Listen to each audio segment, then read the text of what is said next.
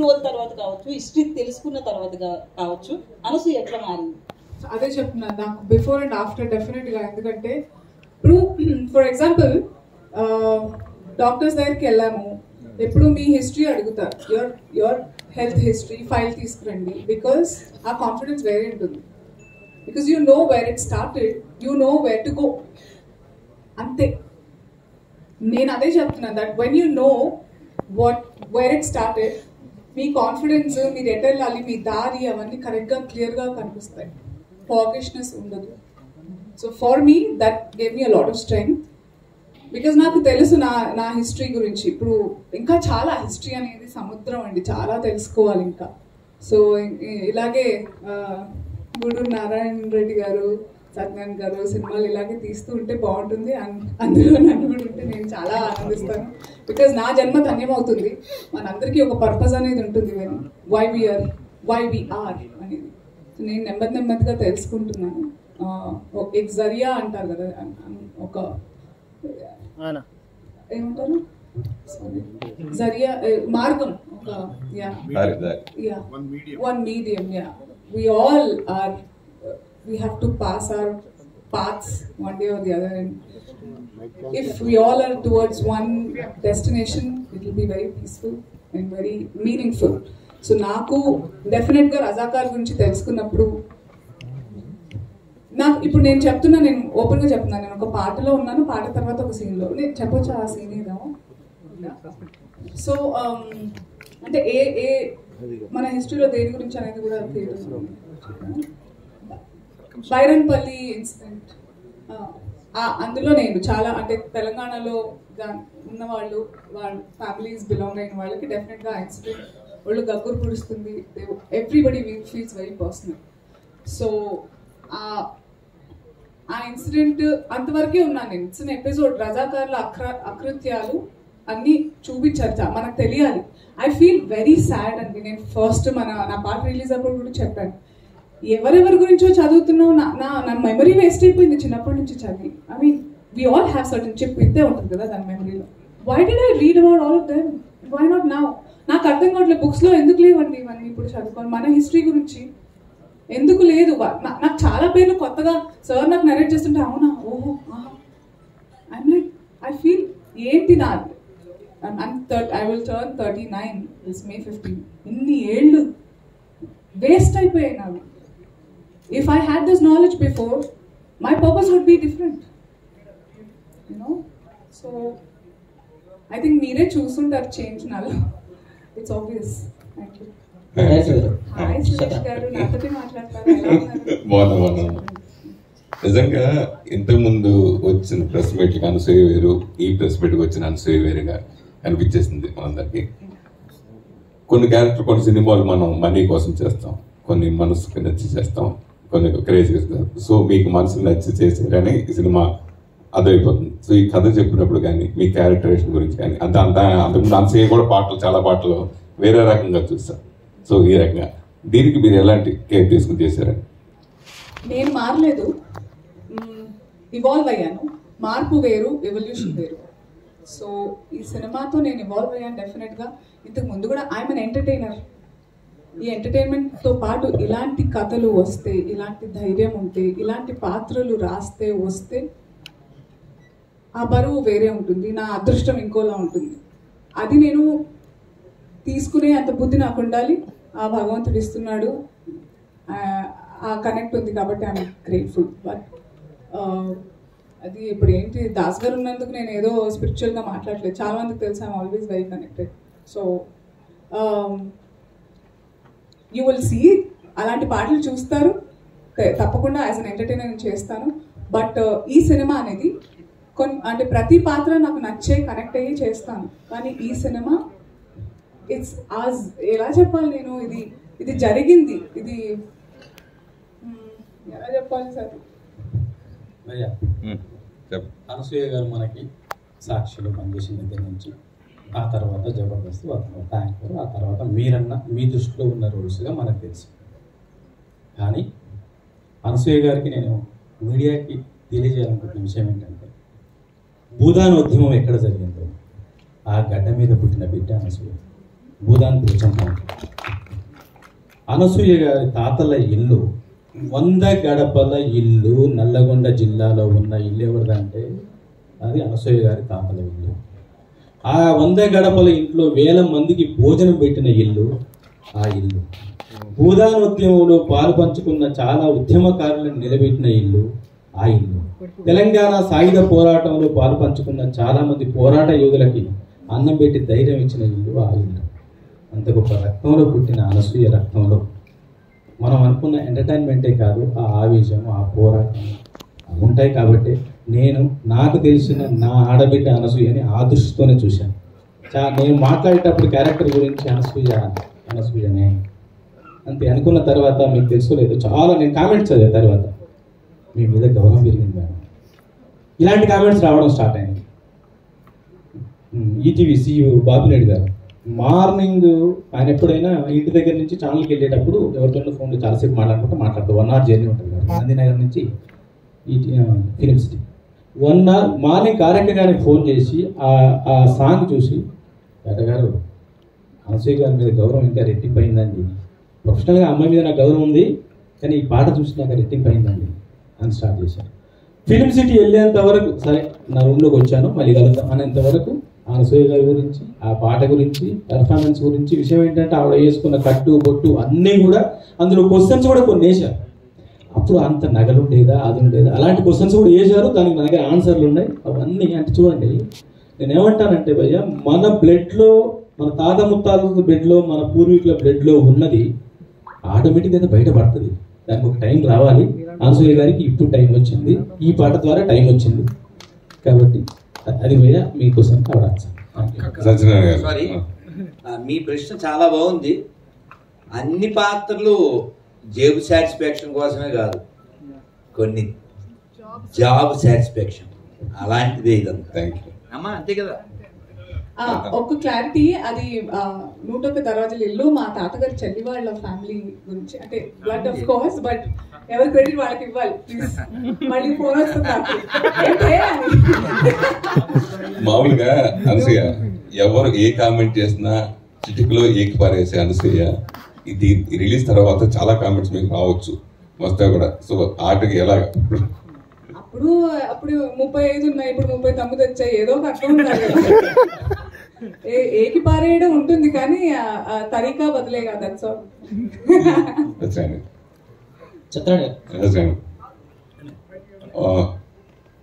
మామూలుగా రజాకారులు వికృత్యాలకు బలైపోయి చాలా మంది కుటుంబాలు చాలా ఉన్నాయి.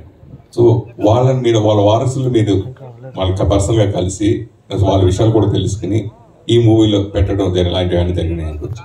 అవునన్నయ్య, నేను మామూలుగా వాళ్ళ మధ్యలో పుట్టి పెరిగాను కాబట్టి, ఆ ప్రాంతం మీద పుట్టి పెరిగాను కాబట్టి నాకు అందరితో పరిచయాలు ఉన్నాయి. కొంతమంది ఫైటర్స్ ఎక్కడైతే నేను ఒక హీరోగా చూపించానో ఆ హీరోతో నేను ఒక 2 years ఒకే గదిలో ఉండి జర్నీ చేయడం కూడా జరిగింది. ఒక పెద్ద ఆయన పేరు చెప్పాను. ఇప్పుడు వాళ్ళ ఫ్యామిలీస్ని, ఇప్పుడు కొందరు చందనగర్లో, ఎల్బీ నగర్లో వాళ్ళ ఫ్యామిలీస్ 60 పెద్ద వయసులో ఉన్న ఫ్యామిలీస్ కొడుకులు ఉన్నారు. వాళ్ళని కలిసాను, బైరంపల్లి వెళ్ళాను, దుర్గంపల్లి. ఎవరినైతే ఇక్కడ పెట్టానో వాళ్ళ ఫ్యామిలీతో అందరితో మాట్లాడి నేను చదివింది ఆధారంగా చేసుకుని చేశాను. స్వామి, మీరు చివరిలో అనసూయ గారికి ఒక కార్డు ఇచ్చి ఆ పాత్ర అనసూయ గారు చేయాలని చెప్పాను. ఏంటి? కవయిత్రి మొల్ల చాలా గ్రేట్ రైటర్, ద్విపద కావ్యం రాసింది ఆవిడ. శ్రీకృష్ణదేవరాయలు వారు ఆవిడ రాసినటువంటి ద్విపద కావ్య రామాయణాన్ని వీధి బడిలో చదివించేవారు. మరి ఆవిడేమి లిటరేట్ పర్సన్ కాదు. మనం ఎలా రాసావమ్మా అంటే, నాతో వాళ్ళ ఊరి దేవుడు మల్లన్న ఆయన రాయించాడని చెప్పింది. ఇప్పటికి చరిత్ర సాక్ష్యం మనకి. ఇప్పుడు మనం యాదగిరి గారు రాసినటువంటి పాట బండెనక బండి గట్టి పాడుతున్నాం, ఎందువల్ల చరిత్ర. సో అందువలన అలా అంటే అప్పుడెప్పుడో వాణిశ్రీ గారు మనం పుట్టక ముందు నటించింది. కానీ చాలామందికి అంత గొప్ప స్త్రీ ఈ నేల మీద, ఈ తెలుగు నేల మీద ఉన్నదనే విషయం తెలియదు. అలాగే చాలామంది ఈ తెలంగాణలో అసూలు భాషనటువంటి లక్షలాది మంది చరిత్ర చాలామందికి తెలియదు. మనకెవరు తెలుసు? మా అయితే ఓ పోతన గారు, ఓ రామదాసు గారు, ఓ పాల్కూరికి శ్రీనాథ్ వారు, ఇంకా చాలా తక్కువ మంది తెలుసు. ఇలా తెలియకుండా చరిత్రలో మరుగున పడ్డవాళ్ళు చాలా మంది ఉన్నారు. ఇప్పుడు ఎందుకు చదవాలి అన్నారు ఆవిడ. క్వశ్చన్ కరెక్టే కదా. మనం పుస్తకాల్లో చదివేటప్పుడు అవి ఏవో చదివేశాం, ఏదో మొగల్ ది గ్రేటు ఇంకో గ్రేటు ఏవో చదివేశాం, అక్కర్లేనివి ఏవో చదివాం. కానీ మనకి ఎంతమంది వీరులు ఉన్నారు? అలాంటి వీరులు పుట్టినటువంటి నేల మీద, కవులు గాయకులు పుట్టిన నేల మీద మనం పుట్టాం. అందులో అలాంటి తల్లులు, అటువంటి వాళ్ళ గురించి తెలుసుకోవాల్సిన పరిస్థితి, తెలియజెప్పవలసినటువంటి స్థితి మనకు ఉంది. అందువలన ఆవిడ అంటే సరదాగా చెప్పిన రంగమ్మత్తే కాదు, అది కూడా అది యాక్ట్రెస్ షీ కెన్ డూ. అందుకని అలా చేయాలని అంత చెప్పాడు. మీదే చెప్తున్నాను. ప్రొడ్యూసర్ నారాయణ రెడ్డి గారు, సో మీరు టీజర్ రిలీజ్ చేసినప్పుడు, ఫస్ట్ ట్రైలర్ రిలీజ్ చేసినప్పుడు ఒక ప్రభుత్వం ఉంది, ఇప్పుడు అఫీషియల్ ట్రైలర్ రిలీజ్ చేసి డేట్ అనౌన్స్ చేసినప్పుడు ప్రభుత్వాలు మారాయి. సో మీరు ఒక పార్టీ తరఫున ఉన్నారు, పోటీ చేశారు, ఒక నిర్మాతగా మీ అభిరుచి మేరకు సినిమా చేశారు. మరి ప్రభుత్వాల పరంగా మీకు ఎలాంటి ప్రోత్సాహం ఉంటుంది? థియేటర్ల విషయంలో తెలుగు ఇండస్ట్రీ ఎలా ఉంటుందో, ఎప్పటికప్పుడు ఎలాంటి మారుతుందో అనేది తెలుసు, అదర్ హిందీలో ఎలా ఉంటుందో తెలుసు. ఈ సినిమాకి ప్రభుత్వాల పరంగా ఒక ప్రొడ్యూసర్గా మీరు కోరుకునేది ఏంటి? అంటే చాలామంది దీన్ని వివాదాస్పదంగా చూస్తున్నారు. వ్యక్తులు ఇందాక దర్శకుడు అన్నట్టు ఇది మతంతో చూడకండి, మానవత్వంతో చూడండి, మన చరిత్రను చూడండి అంటున్నారు. సో ప్రభుత్వాలు దీన్ని మాత్రం రెండు వర్గాల మధ్యలో జరిగినట్టు ఒక నిరంకుశ పోరాటంగానే చూస్తున్నాయి కొంతమంది. ప్రొడ్యూసర్గా మీరు కోరుకునేది ఏంటి ప్రభుత్వాల నుంచి? చిత్రాన్ని చిత్రంగానే చూడాలనే ఆలోచన నాది ఉంటుంది నిర్మాతగా. ఎందుకంటే ఇక్కడ చిత్రరంగాన్ని తరలించడానికి, మద్రాస్ సిటీ నుంచి ఇక్కడికి తీసుకురావడానికి ఆనాడు మరి చెన్నారెడ్డి గారు ముఖ్యమంత్రిగా ఉన్నప్పుడు చాలా ప్రోత్సాహం అందించారు. ఈరోజు కాంగ్రెస్ ప్రభుత్వం ఉంది ఇక్కడ, వారు కూడా అదే బాటలో ఉంటారని చెప్పి నేను అనుకుంటాను. ఎందుకంటే చలనచిత్ర రంగం ఇది, నేను ఎవరో పార్టీ పాకిస్తానీ బంగ్లాదేశీ కాదు, నేను చలనచిత్ర రంగానికి సంబంధించిన ఒక కొత్త నిర్మాతని. కొత్త నిర్మాత అంటే వేల మందికి ఉపాధి కల్పించే వ్యక్తిత్వం కలిగిన వ్యక్తి నిర్మాత అంటే. సో ఉపాధి లభించే మార్గం ఒకటి, చరిత్రను చిత్రంగా చూపిస్తున్న విషయం ఒకటి, అది మన లోకల్ నేటివ్ చరిత్ర కాబట్టి ఎవరు దీనికి అడ్డంకులు ఏమి సృష్టించారని చెప్పి నేను అనుకుంటా. ఎందుకంటే ఆనాటి పాలకులు వాళ్ళు కూడా రజాకార్ల ఆలోచన కలిగిన వ్యక్తులే. ఆనాటి పాలకులు అంటే మొన్న డిసెంబర్ 3 తారీఖున వాళ్ళ అంతమైపోయింది. వాళ్ళు రజాకార్లకు చాలా దగ్గర బంధువులు కాబట్టి ఆ విధంగా ప్రవర్తించారు. అంతకంటే తక్కువేం కాదని అంటే వీళ్ళు ఇప్పుడున్న ప్రభుత్వం అటువంటి వాళ్ళు కాదని చెప్పి నాకు తెలుసు. ఎందుకంటే నాకు జీవితంలో చాలా పెద్ద విషయాలు నేర్పించింది ఆ పార్టీ. ఈ రోజు ఈ పార్టీలో ఉన్నాను. సో పార్టీ అనేది కాదు, ఈరోజు ఇక్కడ ఒకటి గమనించాలి, మన చరిత్రను మనం చిత్రంగా నిర్మించుకోవడానికి మనం ఎవరితో భయపడాలి? ఎందుకు భయపడాలి? పొడుస్తాడా, కాలుస్తాడా? ఎవడన్నా ఎవరేం చేయరు. నా పేరు గూడూరు నారాయణ రెడ్డి, నేను పుట్టింది తెలంగాణ గడ్డ మీద. మా తాత లేట్ గూడూరు నారాయణ రెడ్డి కూడా అదే ఖాసిం రజవి గాంతో అంట, వాంతో నా ఊరికి రావద్దు, ఎంటర్ అయితే మర్యాద దక్కదు బిడ్డ అన్నాడు. నేను కాల్ చేస్తాను, వెనుక చూసుకో 800 మంది ఉన్నారు నా వెనుక, గడ్డపాలతో గొడ్డలతో నరికి పడేస్తానని చెప్పింది. ఆ తర్వాత కిలోమీటర్ దూరంలో పోయి పీపీనగర్ బ్రిడ్జ్ పేరు చేసి నేను సినిమా తీయడానికి అది కూడా ఒక కారణం. ఎందుకంటే నాకు చిన్నప్పుడు మేము ఈతకు పోయినప్పుడు అర్థమైందా, మేము అంటే చిన్నగా ఉన్నప్పుడు నేను గూడూరులో 7th క్లాస్ వరకు చదువుకున్నా. 7th క్లాస్లో నేను స్టేట్ టాపర్ని, నేను తెలుగు మీడియం చదువుకున్నా. 1974లో అప్పుడు హైదరాబాద్కి వచ్చినా. గత ప్రభుత్వము ప్రశాంతంగా ఉన్న హైదరాబాద్ లో ఇప్పుడు ఇలాంటి సినిమా అవసరమా అని చెప్పి ఒక ప్రశ్న లేవనెత్తారు. ప్రభుత్వాలు మారాయి, సెన్సార్ అయిపోయింది, రిలీజ్ వచ్చింది. గత వాళ్ళని తీసుకుపోయి చెత్తబుడ్డలు వేశారు, నలిపేశారు వాళ్ళని నల్లు లెక్క. వాళ్ళ గురించి మనం మాట్లాడుకోవడం చాలా తక్కువ, మంచిది. ఎందుకంటే ఇప్పుడు మనం వీఆర్ ఎట్ డిఫరెంట్ స్టేజ్లో మనం యజ్ఞం చేయబోతున్నాం. ఆ యజ్ఞంలో ముఖ్యమైన ఘట్టం ఏంటిది? మన సమాజానికి ఆనాడు జరిగిన అకృత్యాలను మనం తెలియజేయడానికి మనం పూనుకున్న ఈ కార్యక్రమం ఇది. మధ్యన వచ్చి రాక్షసులు వచ్చి ఆ యజ్ఞం చేస్తుంటే నీళ్లు పోస్తున్నాడంట, మేఘాలను ఛిద్రవద్రం చేసి నీళ్లు పడేటట్టు చూస్తున్నాడంట, మట్టి వేస్తున్నాడంట. ఆనాటి ఋషులకు చాలా కష్టాలు కలిపాయి. అటువంటి వాళ్ళని మనం అనుకుందాం. వాళ్ళేది పెద్ద సబ్జెక్ట్ కాదు. వాళ్ళు నిన్న వాళ్ళ హిస్టరీ ఎంత 20 సంవత్సరాల హిస్టరీ నిన్న మొన్నటి వరకు పరిపాలించినది. అంతకుముందు ఎక్కడ వాళ్ళు నా లెక్కనే ఇంకో పార్టీలో ఉన్నారు, ఆ పార్టీలో వాళ్ళ నాయన ఇంకో పార్టీలో ఉన్నాడు, ఇంకో తాత ఇంకో పార్టీలో ఉన్నాడు. అంతే, సబ్జెక్ట్ ఏమి ఇక్కడ మారలేదు. మనమంతా భారతీయులు. భారతదేశంలో ఉంటూ భారతదేశ చరిత్ర గురించి మాట్లాడడానికి దమ్ము లేకుంటే మనం ఈ దేశంలో ఉండదు, పోయి పాకిస్తాన్ ఉండాలి.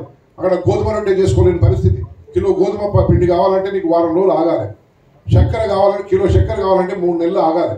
అదే అటువంటి దేశమా మనది? మన దేశమా మనది? భరత మాత బిడ్డలం మనం, భగత్ సింగ్ తమ్ములం మనం. ఎట్లా అంటే అట్లా మనం బతకొచ్చు, మన దేశంలో ధైర్యంగా బతకొచ్చు. నీకు ఏదుందో నీ ఫండమెంటల్ రైట్, నీ ఆర్టికల్ బాబాసాహెబ్ అంబేద్కర్ అందించిన నీ రాజ్యాంగం నీ దగ్గర ఉన్నది. Article 19 gives you all those rights. Same thing I follow Babasaheb Ambedkar.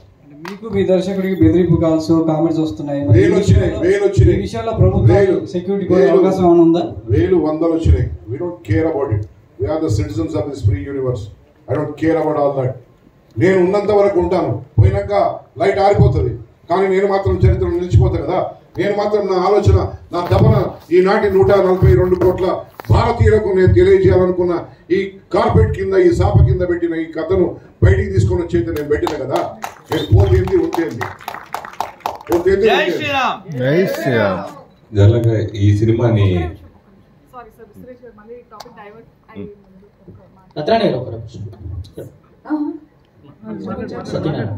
Satish గారు అదే ఫ్లో వస్తుండే నాకు. ఒకటి ఏంటంటే ఇది రిలీజన్ అవన్నీ ఆ మతం ఈ మతం అని మాట్లాడుతున్నారు, బట్ నాకు మన గురించి తెలిసింది ఏంటంటే భారతదేశంలో ఎవరైనా సరే ఇక్కడున్న ముస్లిమ్స్ కూడా, I have a lot of friends. నేను ఓల్డ్ మలక్పేట్లో పెరిగాను, స్కూల్ అంతా అక్కడే, ఆస్మాన్ గఢ్లో, ముసరాంబాద్లో, మొత్తం నాకంతా స్కూలింగ్ అక్కడ, ఫ్రెండ్స్ అలాగే. ఐ హ్యావ్ రియలీ గుడ్ అది ఇది అని కాదు, అన్నిట్లోనూ మంచి చెడు ఉన్నట్టు ఇక్కడ ఉన్నారు అక్కడ ఉన్నారు. కానీ మన దగ్గర ఏంటంటే వీ నెవర్ టేక్ రివెంజ్. మనందరం అవెంజ్ చేస్తాము, మన పని మనం చూసుకుంటాం, మనం వద్దు అని అడ్డుగా గట్టిగా ఉంటాం. కానీ వీ నెవర్, మన ధైర్యం ఏంటంటే మన అనేది ఏంటంటే మన భారతదేశంలో మన ధర్మంలో వీఆర్, మనకి భయం ఎక్కువగా ఎందుకు లేదు, మన పని మనం ఎందుకు చూసుకుంటామంటే మనకు తెలుసు మనం కరెక్ట్ అని. మా అమ్మ ఎప్పుడు చెప్తూ ఉండేది, నువ్వు రైట్ అయినప్పుడు నీకు భయం ఉండదు. నాకు అదే అనిపిస్తుంది. అందుకే చాలా మంది అంటారు మీరు అంత ధైర్యంగా అయినట్టు. నాకు తెలుసు భయ, నేను తప్పు చెప్పట్లేదు, నాకు తెలుసు. Why should I be scared of anything? So even for sir ఒకటి let me conclude. See, నేను నా ఓపెనింగ్ రిమార్క్స్ లోనే గంగా జమున తైజీబ్ అన్న, మీకు తెలుసో తెలియదు, నా బెస్ట్ మిత్రులు ముస్లిమ్స్, వాళ్ళు నాకు చాలా డబ్బులు ఇచ్చారు వితౌట్ ఎనీ ఇంట్రెస్ట్. అరే బహుత్ జబర్దస్త్ నికాలని చెప్పి, అర్థమైందా? ఇవన్నీ ఊరికే ఎవడో ఈ తోక సత్తిగారులు అంతా నేను అంటా. అంటే ఈ పనికిరాని ఉన్నటి వరకు పరిపాలించిన వాళ్ళు తోక సత్తిగారుల కింద నేను వాళ్ళని పరిగణిస్తా. వాళ్ళకు ముక్కు తెలియదు, మూతి తెలియదు, నడమంతరం కొందాం. They are all new rich fellows. మధ్యన వచ్చిన పవర్తోని అహంకారంతోని ఆనాడు ఎవడాడు వాడు వచ్చిండాడు జోకర్ గాడు నిలబడి జోకులు ఇస్తాడు. మునావర్ ఫారూక్ కానీ Z+ సెక్యూరిటీ. అరే సైకిల్ నాకెందుకు వెళ్ళారా సెక్యూరిటీ? నా పర్సనల్ ₹1,00,000 పెట్టుకుని నేను నా పర్సనల్ గవర్నమెంట్ పెట్టుకున్నా, ఎందుకు వెళ్ళలేదు సైకిల్? చెర్రా ఎందుకు వెళ్ళలేదు బాబు అంటున్నా నేను. మీరంతా అంటే అటువంటి వాళ్ళ గురించి మనం ఈరోజు చర్చ మాట్లాడుకుంటే వేస్ట్. ఇది people who are ruling the country and the state, they have their thing in their center. They are not acting autocratic. వాళ్ళు ఏదో నా రాజ్యం అని పరిపాలిస్తున్నారు. ఇక్కడ రేవంత్ రెడ్డి గారు చాలా ఆయన పరిపాలన దక్షత ఉన్న వ్యక్తి. ఈ రోజు వరకు ఆయనకు ట్వీట్ ఇచ్చారు అప్పటిలెక్క. ఆయన ట్వీట్ ఇవ్వగానే టూయి అని చెప్పి లేచిండి ఈయన ఏం లేవలే అక్కడ, దాని గురించి ఏం రెస్పాండ్ కాలే. ఎందుకంటే అవసరం లేదు. What is the reason? React కావడానికి అవసరమే ఉంది ఇక్కడ. అరే మన చరిత్రను మనం చిత్ర రూపంలో తీసుకుంటే ఎవరికైనా ప్రాబ్లమా? ఈ రోజు ఏమైనా వేరే వాళ్ళ గురించి మనం మాట్లాడుతున్నాం. అనసూయ చెప్పింది కరెక్టే. We have nothing against anybody. We have to live right. మనం కూడా పోయి బిర్యానీ తినాలి కదా, మిఠాయిలు తినాలి కదా. వాళ్ళు ఎంత మంచిగా ఉంటే మనకు పెళ్లిళ్ళలో పోయినా కానీ ఎక్కడ పోయినా మన షెర్వాని వేసుకోవాలి, అవన్నీ ఉంటాయి. అది వేరే. చిత్ర నిర్మాతకు కొన్ని ఇబ్బందులు ఉంటాయి కదా నాలంటూ. అందు గురించి ఎవరు తీయలేదు, సాహసం చేయలేదు.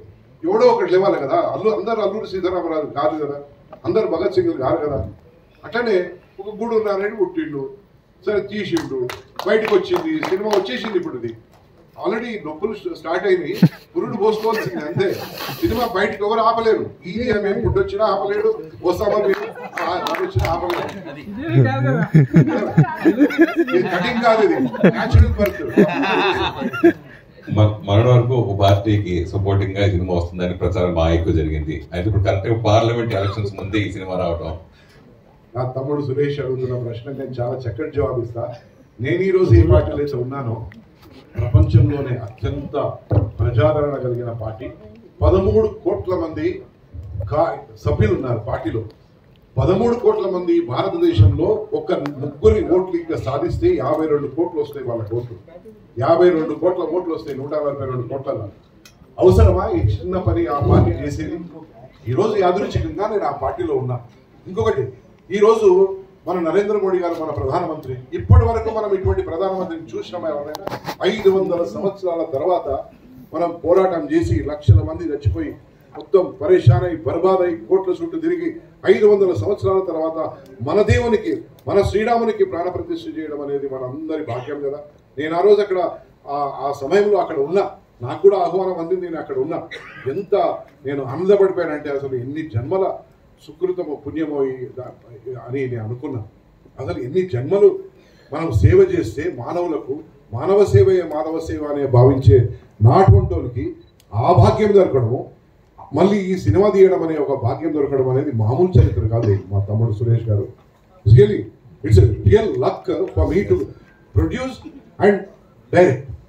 అండ్ ఫర్ ఇప్పుడు స్వామీజీ లాంటి గురువు గారు లాంటి వాళ్ళు ఇట్లా రావడం, అనసూయ లాంటి వాళ్ళు, మకరంద్ లాంటి వాళ్ళు, రాజ్ అర్జున్, ఎవరు తేజ్ సప్రు లాంటి వాళ్ళు మామూలుగా కానీ ఇదంతా ఇది ఒక యజ్ఞం. ఇది మేమందరం ఒక వేరే విభిన్నమైన పాత్రల్లో ఉన్నాం. ఆ పాత్రలు ప్రతి ఒక్కరు జీవించారు. నేను కూడా జీవిస్తున్నాను ఈ రోజుకి. నాకు రిలీజ్ అయ్యే వరకు నేను జీవిస్తూనే ఉంటాను. రిలీజ్ అయినాక జింగిలాలు అయిపోయినా నాకు పరకూడదు, అర్థమైనా? సో అటువంటి ఆలోచన కలిగిన వ్యక్తి నేను. ఒకటి లైట్లు బాగా వెలుగుతున్నాయి, ఆఫ్ చేసి చీకటి కదా, తెలుస్తుందా? లైట్కి తెలుస్తుందా నన్ను ఆఫ్ చేశారని? లైట్కి ఇప్పుడు తెలుసా నేను వెలుగుతున్నాను? అట్లే అనమాట. As long as the person is there, you will be bright. Once is gone is gone. So దాని గురించి కాదు మన తపన. మనము మెజారిటీ ప్రజలకు, ప్రపంచానికి మనం ఏం చేస్తున్నాం? ఇవాళ ఏమైతుంది ప్రపంచంలో మనం మాట్లాడుకోలేము కొన్ని. ఎందుకంటే అదే మనం ఇదే ఫ్రీడమ్ ఆఫ్ స్పీచ్, ఎక్స్ప్రెషన్ ఇట్లా ఇంకా కొంచెం బాబాసాహెబ్ అంబేద్కర్ గారు ఇంకా కొన్ని మనకి ఇంకోటి ఇస్తే 19 కాకుండా 25 ప్రకారం ఇష్టారీతులను మాట్లాడుకుంటే మంచిగా ఉంటుండే. కానీ వారి ఇచ్చింది కూడా సాలే. ఎందుకంటే మనం అందరం కూడా గంగా, జమున, తహజీబ్ అనేది ఆ పద్ధతి ప్రకారం పోతున్నాం కాబట్టి it is all travel together. I wish all communities to watch this movie and understand what their grandfathers and grandmothers and maternal grandmothers and paternal grandmothers or great grandparents have gone through all those things. Everybody has gone through all the difficulties. మా అమ్మ భారతమ్మ ఆమె పేరు. ఎందుకంటే ఆనాడు భరతమాత మన స్వాతంత్రం వచ్చిన సందర్భంగా ఆమె పుట్టింది. అంతకుముందే ఆ పోరాటం జరుగుతున్నప్పుడు ఆమె ఇప్పుడు 82 సంవత్సరాలు. ఈ రజాకారులు ఉన్నప్పుడు 7 సంవత్సరాల వయసు, 6.5 సంవత్సరాల వయసు ఆమె అక్క దగ్గరికి బొంబాయికి పంపించింది. మా అమ్మ ఇప్పటికి ఉంది. మా తాత బావమర్ది శివారెడ్డి గారు అని భువనగిరి పక్కన ఉంటారు. ఆయన వయసు ఇప్పుడు 97.5. వాళ్ళ బావగారు లేట్ గూడూరు నారాయణ రెడ్డి గారు ఈ రజాకారులతో పోరాటం చేసినప్పుడు ఆయన వయసు 20 సంవత్సరాలు. ఇవాళ ఆయన బ్రతుకున్నాడు. చుల్లేరు అనే గ్రామంలో బ్రతుకున్నాడు 97.5 years. ఆయన అంటాడు, మా బావగారు చాలా పోరాటం చేశారు, నా మనవాడు నువ్వు కూడా అంతకంటే ఎక్కువ గట్టిగా ఉన్నావు. అసలు నీకు 2 సార్లు వచ్చినాయి, మామది ఆయనది అందరికి వచ్చింది, నీకున్న ధైర్యం మౌనికి లేదంటే. Probably my genetics are more stronger. Because నేను ఈ వయసులో కూడా ఇంత నేను దుందుడుగ్గా ఉంటానంటే నాకు అసలు చాలా మంది ఉండరు. 60 సంవత్సరాలు, 62 సంవత్సరాలు, 62 అంటారు. I act like a 42-year-old man, maybe 37-year-old man. అంతే కదా? Let live and I will see that this movie is appreciated by one and all. Thank you very much. One comment, sir, 1 minute. ఈ సినిమాకి అంటే చాలా సినిమాల విషయాలు మనం చూడొచ్చు. వాళ్ళు తెర ముందు యాక్ట్ చేస్తారు, తెర వెనక యాక్ట్ చేస్తారు. ఇక్కడ 2 యాక్షన్లు, ఓన్లీ యాక్షన్. నిజం గట్స్ ఉన్నోడికి హిట్స్ ఉంటాయి. ఇప్పుడు మనకి నిజాం గవర్నమెంట్ అనగానే ఎలా కాదనుకున్నా తెలంగాణ సాయుధ పోరాటం అనేది ఇప్పటివరకు ఒక రెఫరెన్స్ సంబంధించి మీరు చేస్తున్నట్టు ఇన్వెస్టిగేషన్లో ఈ ఆంధ్ర మహాసభ కానీ తెలంగాణ సాయుధ పోరాటం ఏదైతే రాసి ఉంటే రామనారాయణ రెడ్డి వీళ్ళు సెక్షన్ ఉందో ఇక్కడ నుంచి ఏమైనా రిఫరెన్స్ తీసుకున్నారా? ఒకటి. నెక్స్ట్ ఈ సినిమాలో ఇంతకుముందు సుద్దాలుగా చెప్పినట్టు షేక్ బందగి కానీ యాదగిరి కానీ మనకు మామూలుగా తెలంగాణ పోరాటం అని కానీ గుర్తొచ్చే మహిళా వీరనారి చాకల ఇలమ్మ ఇలాంటి వాళ్ళ క్యారెక్టర్స్ రిఫరెన్స్ లాంటి ఈ సినిమాలో ఏమైనా చూపించబోతున్నారా? జరిగిన దాంట్లో షేక్ బందగి అనేది ఏంటంటే తెలంగాణ సాయుధ పోరాటంలో మొదటి అమరుడు.